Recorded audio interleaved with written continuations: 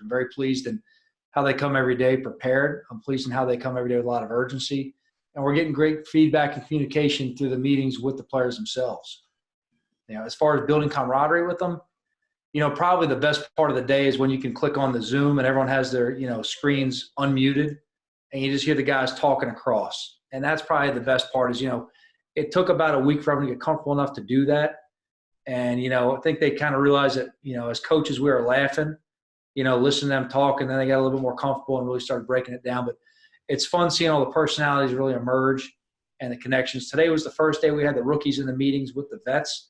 So you could tell right away, a couple guys saw some new faces, and you heard a couple, there's rookies in here today. So I'm sure, they'll be asking them for a joke by tomorrow.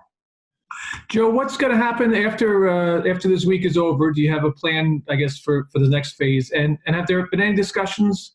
I saw a report about teams discussing moving training camps out of areas where there might be stay-at-home restrictions for them. All right, so the first part, we definitely have a plan. We're assuming right now that we're going to continue working virtually with the players. We'll wait for further clarity from the league. We were told to plan through May 18th, so that's what we're doing right now. In terms of relocating, our ops department's doing a great job right now mapping out a lot of different scenarios in terms of if for some reason we have to relocate. They're making connections around the area, around the country as to whatever we may need to do. We're waiting on direction from the league in terms of what would make decisions on that. Hopefully, in a perfect world, we're all back together in New Jersey training sooner than later. But we're planning for a lot of hypotheticals to make sure if they come up, we're not caught by surprise. What are some of the options that you've considered in terms of moving training camp? And would you do that in the spring too? I don't know that we're going to necessarily have an option to do in the spring unless the league would give us a thumbs up on that. I think right now, just with the climate in the country, one thing we have to consider is, first off, the safety of our players traveling across the country, getting on flights, traveling through cars. There's a lot of mandated quarantines that come with that as well. So the timeliness factor of getting players, having them travel, the amount of time they're quarantined, getting them in the building, can we secure that they're going to be quarantined along with all the staff and coaches that are surrounding them, whether that's in our facility or somewhere else. There's a lot of logistical things we have to consider. The first thing we talk about in all these conversations is, are we 100% certain the players are going to remain healthy and we're not putting anybody at risk? I'd have a tough time right now asking a player to fly across the country from California when I probably wouldn't be the first one most willing to throw my two sons on the plane to go the other way. So when we talk about this, we have to consider the big picture of what's going on. Look, I would love to have them in Jersey right now. I would love for us to have a set up remote campus if that's what was necessary.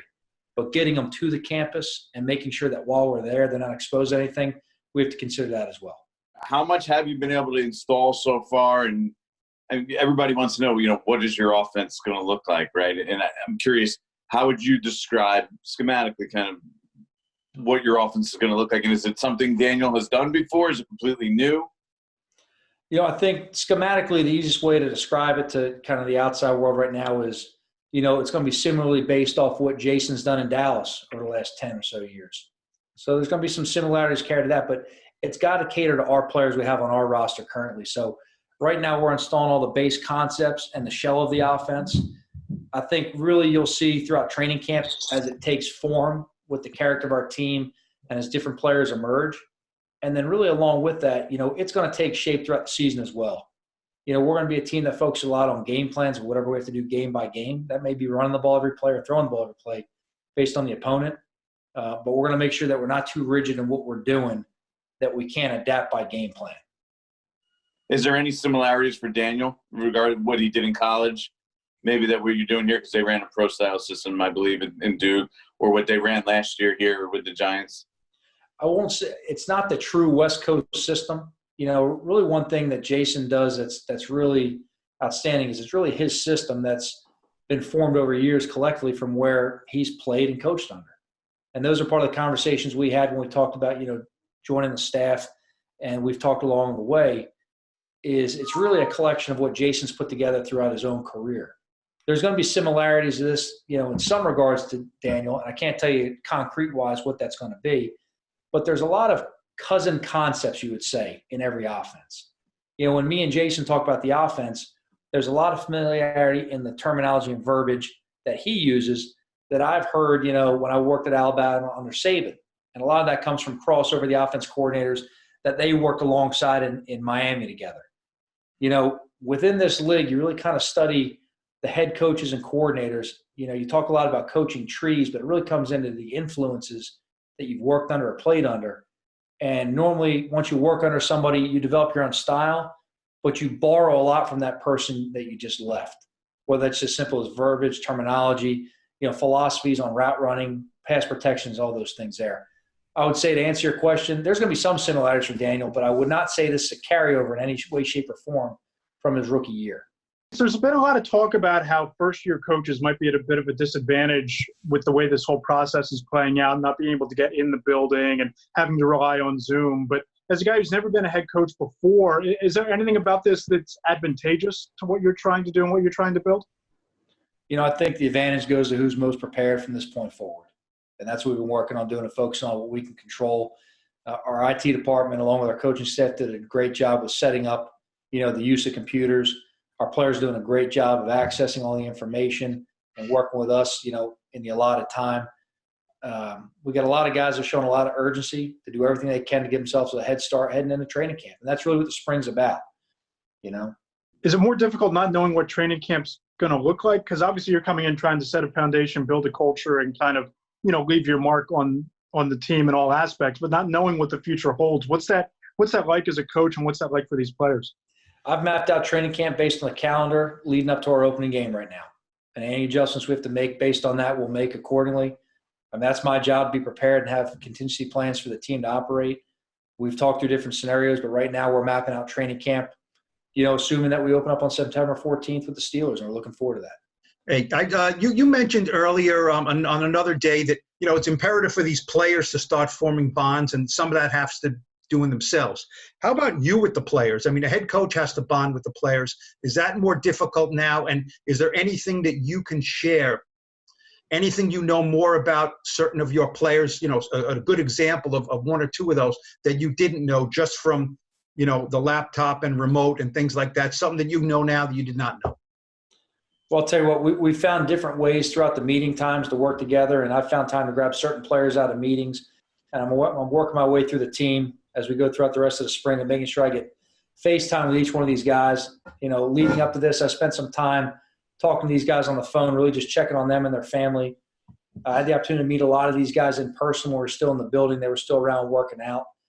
I'd say one of the interesting things about this whole process is, just like we're doing right now, is as somebody else is speaking, really everybody has the freedom to look around right now and really observe how people are. So when there's an assistant coach presenting, everybody in there is also presenting themselves and how they conduct themselves in a meeting. You're looking around. How's the guy set up in his house? Is it a quiet setting? How's he dressed? What's his eye focus like? Are his eyes down? Is he trying to text? And we haven't had a lot of that. We've had a lot of guys with great urgency, but you have the opportunity in this setting here to really see your players in a meeting standpoint where they really can't hide. Right now we're on a one-by-one box on this screen, but we're all face-to-face. And you don't know who's looking at who at this time. So everything you're doing at all times is really, what you're being evaluated on. Are you taking notes on some of that as you're going through? I mean, you're sitting there wearing a hooded sweatshirt, right? So I'm sure you don't expect your players to be wearing, button downs for this, right? But I mean, so how does that evaluation work? I mean, just how much is too much? Everybody's always making an impression. I can't sign on with the team and stumble through a team talk and show shoddy film and have, technology doesn't work and have them think, okay, this guy's going to be okay. He knows what he's doing. We're always creating an impression. We're always, forming an opinion of ourselves. But along that, let's not get confused. We're not going to evaluate a football team based purely on how they are on a computer. I mean, we can go down to Circuit City and find a great football team in a computer. But, we want to make sure right now that, look, we're just trying to give the players an opportunity to learn our material, to learn our systems, to get a head start going at training camp. We're trying to be as much of resources for these guys as we possibly can. We only get 2 hours a day with the vets, but we get 2 hours a day with the vets. We got to use those 2 hours as much as we can. And, along the way, we've used everything the leagues allow us to use in terms of loading up playbooks and cut-ups and voiced-over installs for the players to watch at their own pace on their own. So we're trying to get ahead of everything that they may need. Look, until we get on the grass, you really can't evaluate a football player. You just can't do it. And I've made it clear to our team, This spring is about learning. This spring is about building a base. So when we get there in training camp, we can play fast and we can play aggressive. You'll be evaluated in training camp. Right now, we're learning. Now, along the way, you are making an impression. I'm just curious along the lines of, I mean, I know we've talked about the coaches and the players and being in the system virtually, but from your perspective, player to player, I know the rookies just mixed in with the veterans now, but if you were in the building and circumstances were the traditional format, you would see leaders emerge, guys kind of looking at the veterans or even looking at some rookies who kind of set the tone. I'm curious from your perspective, if not now, maybe in days to come, will you take it upon yourself to reach out to some guys and say, okay, are you guys getting together? Or it's not just playing video games. It's you want to see who emerges as like the leaders of this team, or is it too early? I'd say the interesting thing is early on in this process, I think we all had a lot of question marks in terms of how are we going to see relationships and how are we going to see leadership and how are we going to see this emerge? Naturally, it all is coming to the surface. You can see a lot of guys through interactions and meetings. You can see who's going to take the reins and start the communication. You can identify with different players who's standing out in front and organizing some extra communication exercises on their own within the time. So I'd say you still have the ability to see who's stepping out in front. One thing is, as I'm talking to these players individually and asking them for direct feedback as well, you can tell how engaged and really invested they are in the program by the answers they give you. And it's been very telling, and I'm very pleased with the way our players are working right now. Whereas on the front end, there was a lot of talk about what we can't do. I think we're finding out along the way right now is, like we always need to, is we're getting a lot done because this is the asset that we have to use, and we're finding ways to use it. And these players, look, they're inventive now. They're inventive. I mean, they're going to find different ways to get together with each other and socially interact. They're going to find different ways to get together and study with each other and get caught up on material or help each other out with notes. Maybe even more so now than some other springs in the past, because the reality is everyone's situation is different around the country, and you've got to find, what to do in your free time. Things still aren't open up everywhere. Every state's a little bit different, but generally speaking, the country's still closed down for the most part. So these guys are in areas where they have a lot of free time on their day where there's not a lot to do necessarily. I know you accepted the limitations that you have in this situation, but all things considered, do you think that you as a first-time coach, first-year coach, for lack of a better expression, should get a pass this year based on the inability to kind of be normal probably for the entire season? All I'm focused on doing is everything to put our team in position to play their best ball right now. I'm not thinking about anything outside the scope of that. Whatever we have to work with, we're going to make work for us. We're going to get in the training camp and we're going to go ahead and make sure we get these guys in the grass and put them through it, identify the best 53 for our team and then the best, actors for game day and go forward with it. So we're not thinking about what we don't have right now. That's not an option. We're thinking about what we have access to. And every day we're focusing on what we do to get better. And that's my only focus right now. Just curious, what went into the decision to claim Cooper Rush? Like everyone else in the league, we're looking at the waiver wire every day. We're always trying to acquire good football players for our team. The competition in training camp will sort a lot of things out. But when we see a good player out there, if we think he's someone who can be an asset to our team and come in here and compete, that's all we're considering. And he was someone that came across the waiver wire that, we had known about and some had experience with him, and we thought it would be a positive move for our team. And then, 5 quarterbacks is obviously a lot. Is the roster construction a little different now because you don't have to get on the field and have, say, a certain minimum at different positions? Can you alter how you construct it right now? Well, you definitely can. You could have 90 quarterbacks right now because you don't have to worry about throwing to anybody. But in terms of going into camp right now, we'll address that when we get closer to camp in terms of all the position. We obviously have a template like everybody else has of the desired numbers for each position. But I think the overriding factor is you don't want to turn away a good player just to suit the numbers. So you kind of work structure practice accordingly to make sure you have as many good players in your roster as possible to compete. You mentioned earlier that, you've got players in different areas of the country, some places where things are reopening. Some players could go to beaches or gyms and others can't. I'm sure you've got your own thoughts on what's safe and what's not, but are you able to give them any guidelines or restrictions on what they should and shouldn't do? And how worried are you that, doing something normal, like going to a gym, could end up hurting the health of one of your players? I think everyone has to make their decisions based on, their own circumstances where they're at. We're concerned about the health of all of our players, though. And we have a training staff with Ronnie Barnes and his guys that they have full-time access to for guidance on whether or not they should go somewhere or shouldn't go somewhere. Everyone's situation is different. The one thing the league has allowed us to do is provide some equipment to guys without access to gyms, which we've done accordingly. We've made the decision not to track workouts, as a lot of other clubs have as well this spring, for a multitude of reasons.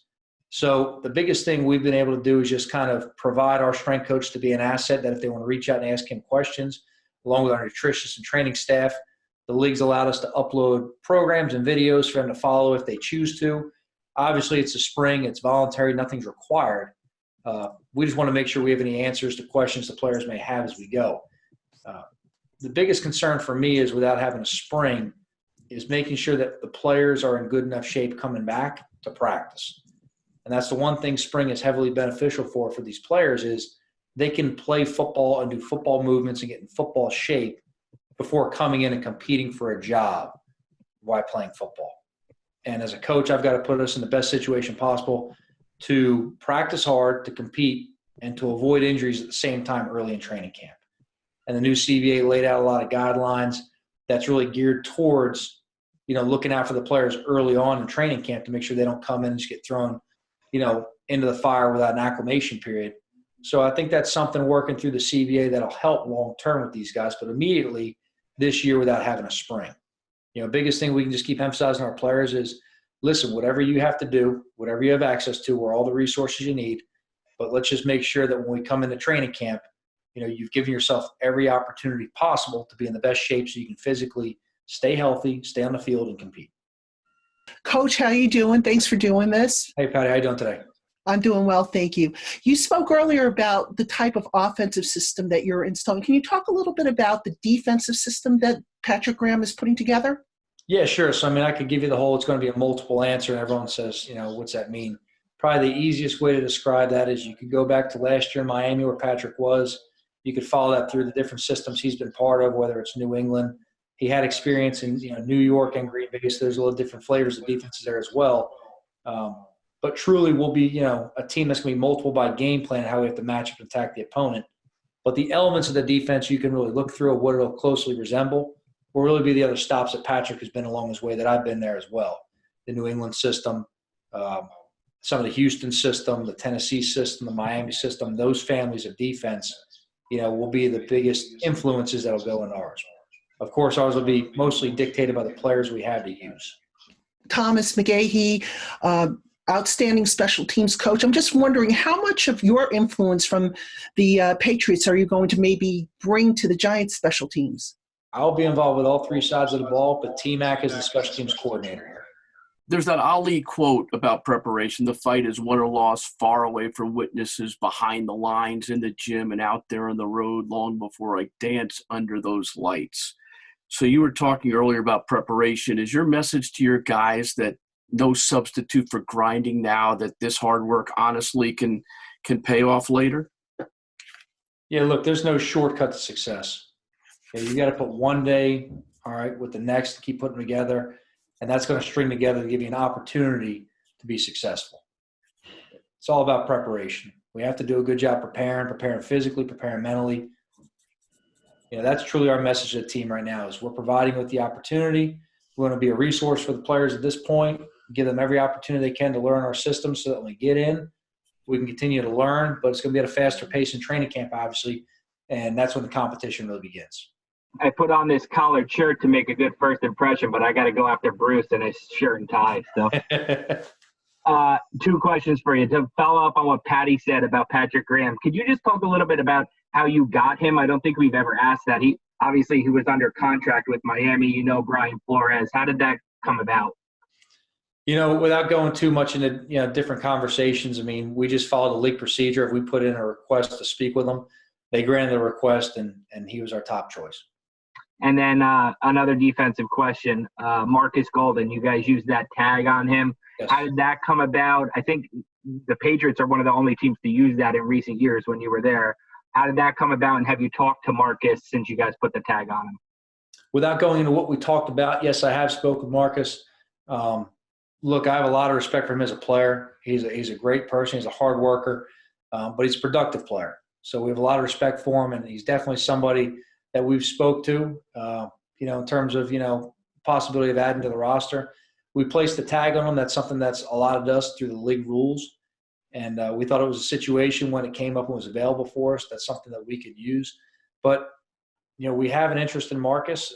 We've talked to him, and we're going through the procedure right now, and we're going to let it kind of play out a little bit and see where everything shakes out.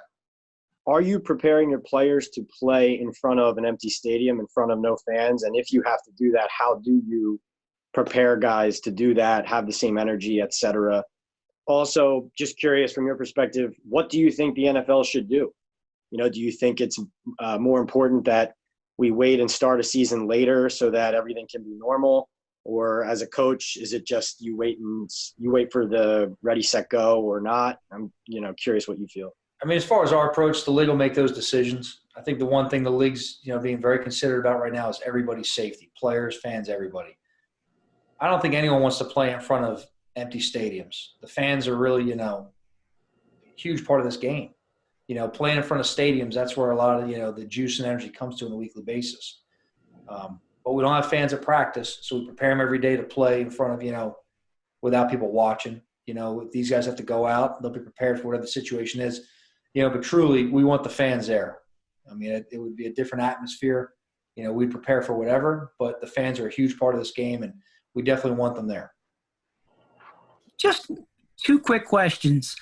When you talk about, following up on Tom Rock's question about possibly having training camp someplace else, would you consider it being driving distance around New Jersey? I mean, to be honest with you, if we can't practice in the facility, I would just like it to be the best setup possible. And there's a lot of factors that go into that in terms of field space, training room, weight room, food for the players, room and accommodations. These guys have off days in training camp as well. One of the advantages of having it at our facility is these guys have a chance to go home and see their wives and kids as well on the off days, which, look, that's a big part of it.